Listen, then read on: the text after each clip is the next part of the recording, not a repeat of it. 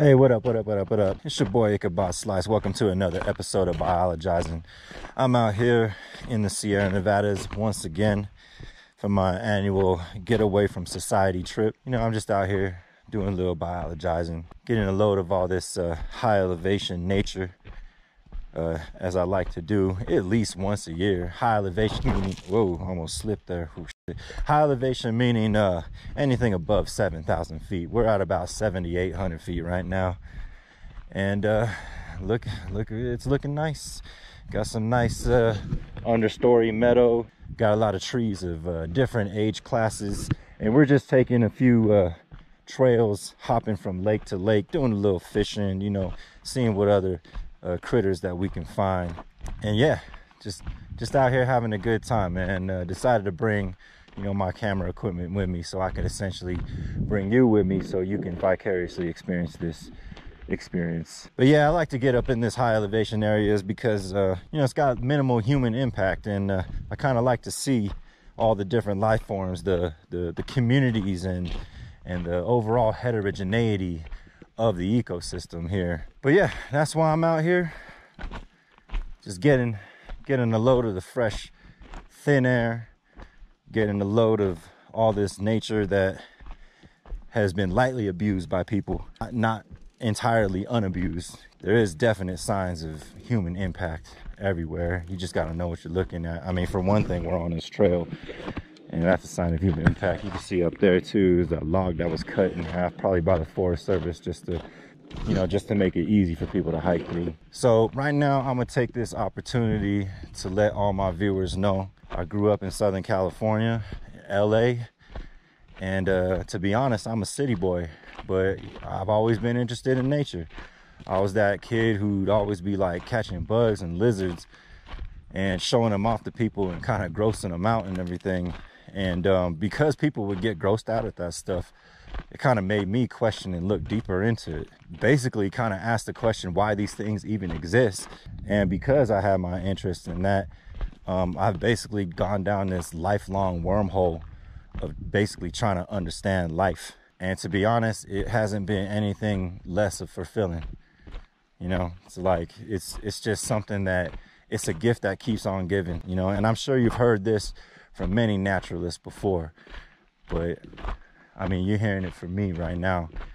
I mean, growing up in the city, you know, like I had a lot of distractions: girls, drugs, cars. You know, not too many people who grow up in the city aren't really interested in nature, or at least they say they're interested in it, but really their only experience in nature is what they see on the Discovery Channel or being bit by mosquitoes or something like that.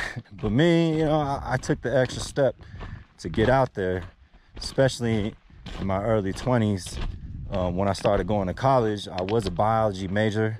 You know, when I started getting to my upper division classes in my major, that's when we really started getting out into like natural landscapes. Not like this, but other areas that might be frequented by the recreational hikers. Places that are like closer to the city, you know.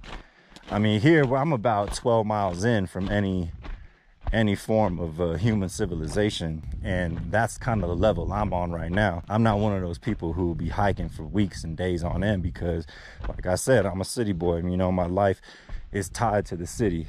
It's tied to human civilization.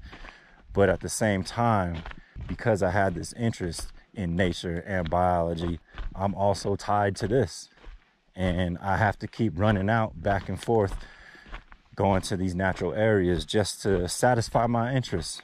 I need that hit, I need that bump, and I'm out here getting it right now. So nowadays I like to take at least 4 days by myself somewhere, either out here or somewhere high elevation where there's not too many people. How's it going? Great.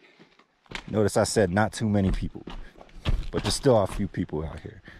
But it's all good, because at least the people you see out here have an appreciation, you know, for what they're hiking through and everything like that. At least you don't get the people at lower elevations who like to tag up on rocks, you know, catch snakes and take them home, catch frogs and take them home and everything like that, or kill snakes and all that stuff. You know, basically committing acts of violence towards things that they don't understand. Nah, that's not cool, especially living in this day and age, in the Anthropocene, this day and age where people are basically in control of what might happen to nature.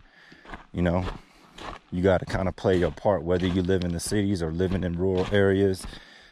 You know, you got to kind of play your part in doing the right thing. And in order to find out what the right thing is, you got to pay attention to the science.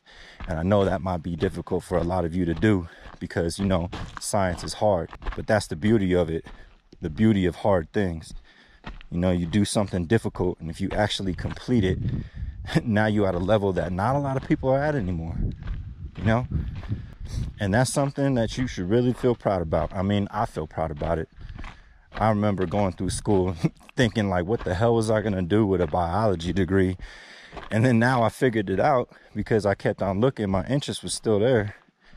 And I'm getting paid for it. I'm getting paid to be a wildlife biologist. You know, I'm out there, I'm really outside damn near every day surveying for endangered or sensitive species, especially in California.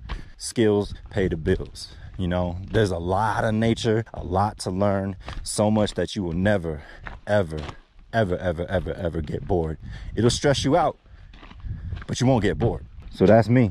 That's me living in 2022. A city boy addicted to nature. It's the only healthy addiction that I know of. Isn't it nice to sometimes think that you're like on the verge of discovery?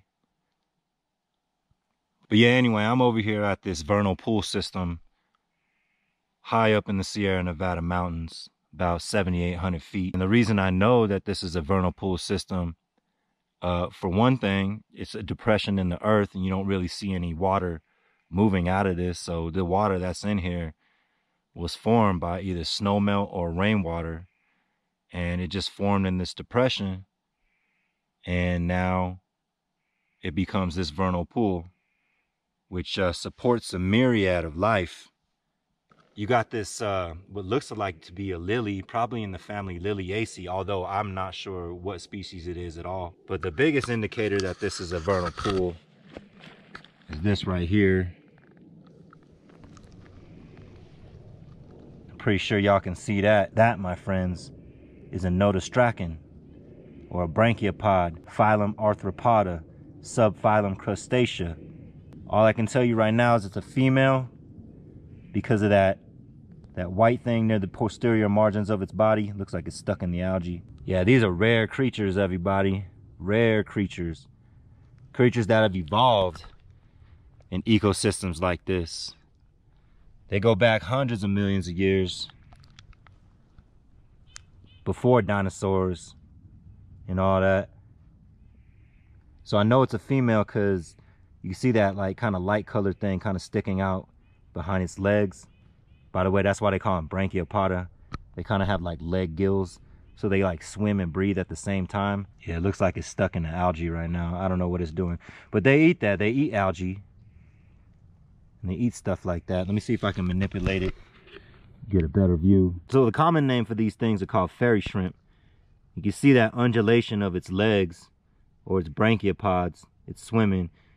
And I know it's a female because of that light part of its body sticking out near the posterior end. That's its egg sac. So it's got a bunch of eggs in there. So when this pool dries out, those eggs can remain in a dry state for hundreds of years until the next rainfall event or snowfall event comes by, stimulates those eggs to hatch, and then boom. But for real though, marvelous creature.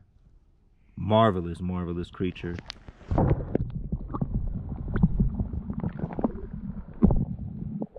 So now that I got a better look at it, because it has those two red cerci, or those red telson segments at the posterior end of his body, I have a feeling this is in the genus Streptocephalus.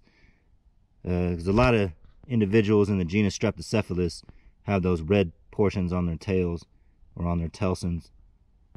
I've never seen them blue like this before either. It's crazy. Yeah, amazing to me. Because I never thought I would have seen these up here. I mean, it is a vernal pool system. But as far as fairy shrimp go, I mean, I never thought I would see any in the mountains. I wonder if this could have been introduced too. So when they grow up in this habitat, they'll be feeding on algae, little fungus spores that come in. You can buy these actually, not this species, but you can buy species that are known to be used in the pet trade. But you can buy yourself a set and hatch them. Oh, they're known as sea monkeys. If you've ever heard of sea monkeys, that's basically what these are. The sea monkeys. You can grow them yourself in a little aquarium. Hell yeah. I hope it's not an endangered species. I have a fairy shrimp permit though, so I'm cool. That shit is sick. Anyway, yeah. High elevation vernal pool systems. Go ahead and learn something. All right, so besides that fairy shrimp, you got other things living in here, other animals. If you look closely at the surface of the water, you see these things kind of like skittering around, or better yet, whirligigging around at the surface of the water. That's because that's what they are. They're whirligig beetles. So they're a beetle in the order Coleoptera, family Gyrinidae. Gyrinidae kind of denoting how, like, you know, they spin in circles at the surface of the water. And they have a special adaptation for what they do. Their eyes are actually split in two. So the two eyes essentially become four eyes. And they got one pair of eyes looking down into the water and another pair of eyes looking above. So you can imagine that that gives them a somewhat of an advantage when it comes to being tracked or stalked by predators. You know, they can see from above and below. If you were to look at these under a microscope, you would see that they be like split, like horizontally across the face. And it's crazy. And biologically, that's interesting to me, because I wonder how their nervous system works with that. How do they deal with you know, getting sensory input from essentially two sets of eyes? But yeah, the fairy shrimp and these beetles aren't the only invertebrates you're gonna find here. You're gonna find dragonfly larvae living in this water. I'm sure you'll probably find notonectids, back swimmers, maybe even some charixids, some water boatmen. If you don't know what I'm talking about, y'all should look them up. They're pretty cool creatures. Vernal pools aren't really known to have fish. If you have fish in this vernal pool system, that's really bad for the brachiopods, for the fairy shrimp. Oh, let me zoom into that. Oh, right there. Pseudacris sierri, Sierran tree frog. That one looks like an adolescent. Just probably fully metamorphosized from a tadpole into an adult. Only reason I say that is because it's kind of small. Oh, there goes another one.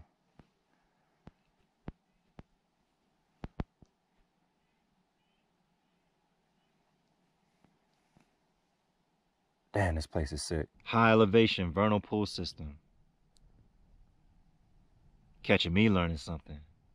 Anyway, I gotta move on with my journey. Hopefully we're gonna see some more interesting things. All right, stopped by this natural lake up here, about 8,000 feet.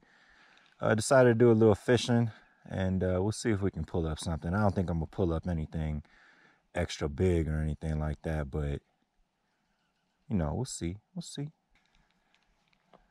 They are definitely interested in this lure. There we go. Got him. Ooh, interesting.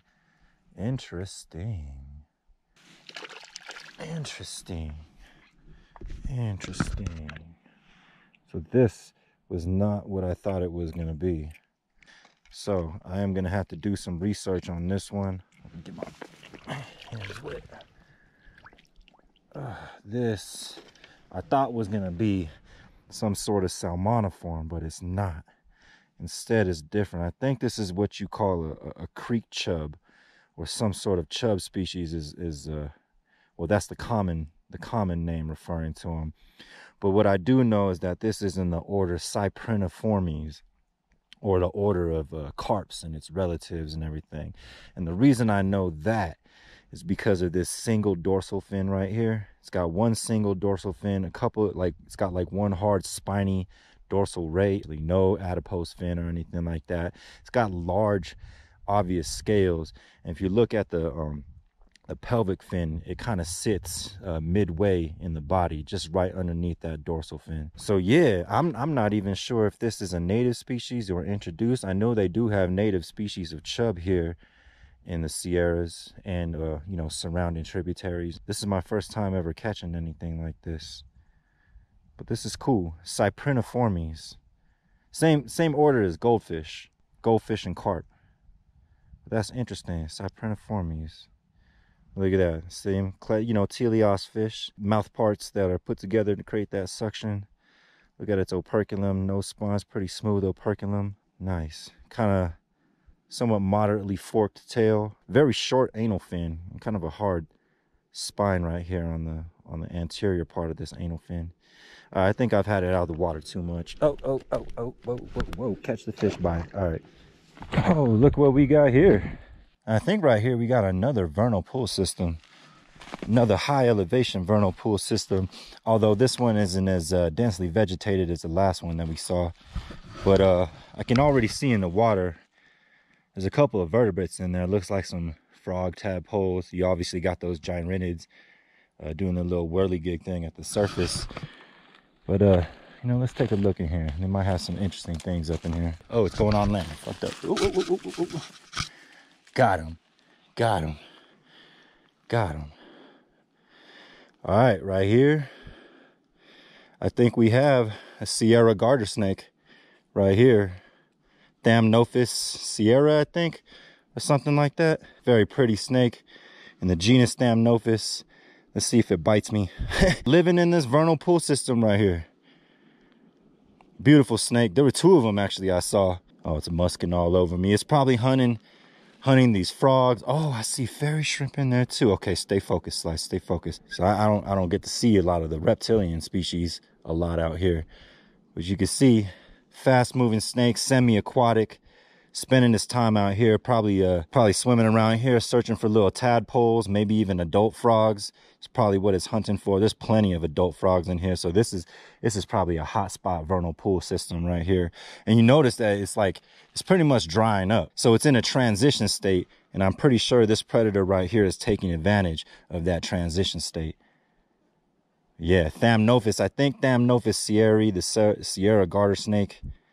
Just because we're in the Sierras, it could be a different species. I don't know. I'm gonna look it up and I'll let y'all know. So yeah, it's in the family Colubridae, which is I think it's like the largest family of snakes in the world. It's composed of venomous and non-venomous snakes, although I think the majority of them are non-venomous. I learned back in the day that the ancestral condition to a lot of snakes is that they were venomous. There are plenty of venomous colubrids out there. One of the most notable ones is the African boomslang, which has a venom that's potent enough to kill a person. And there are other venomous colubrids in North America. The hognose snake is mildly venomous. I think the vine snake is all rear-fanged. They can't kill you, but, you know, they can give you a kind of a little bit of soreness if they bite you. Look at that wide mouth. A wide mouth right there. Perfect for snatching fish, snatching frogs. It's got nice, long, sharp, needle-like teeth. Dig into the flesh of whatever it's trying to eat so it doesn't escape. It looks like it's calmed down now. It knows I'm not trying to eat it. Rarely do these things bite too. I have been bitten before too, and yeah, that should hurt. So where I'm from, the snake that I'm used to seeing a lot in mountain systems like this is the two-sided garter snake, or Thamnophis hammondii. Yeah, Sierra garter snake, Colubridae. Got some snakes on this trip. That's what I'm talking about. What a precious, precious little thing. All right, we'll let you go. We'll let you go. Go.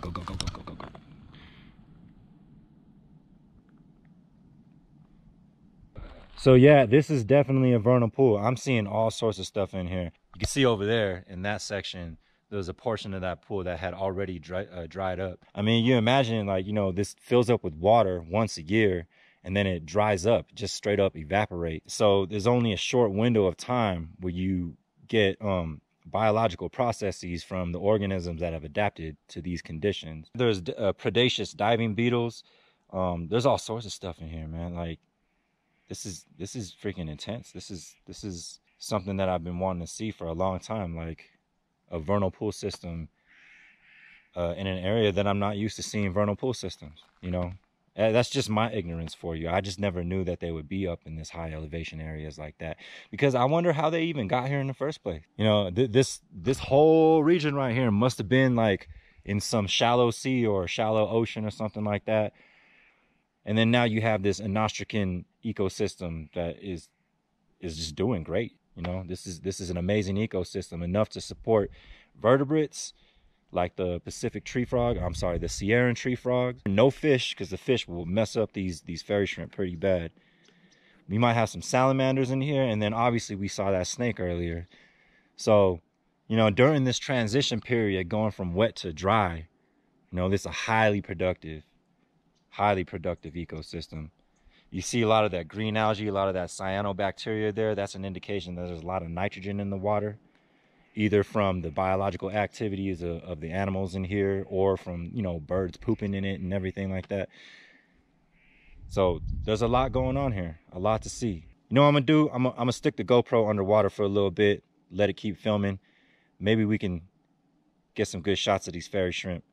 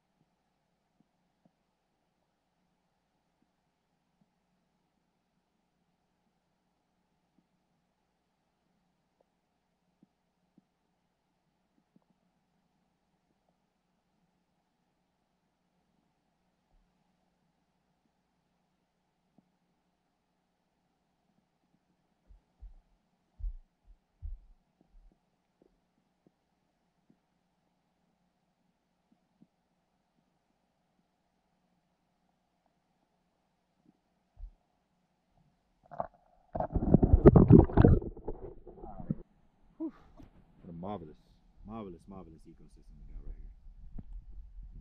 here. Yeah, I just brought way too much shit. All right, so it looks like there's some rain coming, and I'm getting kind of scared. Anyway, I hope y'all enjoy watching this. Yet again, another high elevation mountain biologizing day. I hope you enjoyed some of the things that I got to show y'all. You know, those vernal pools are pretty dope, not gonna lie.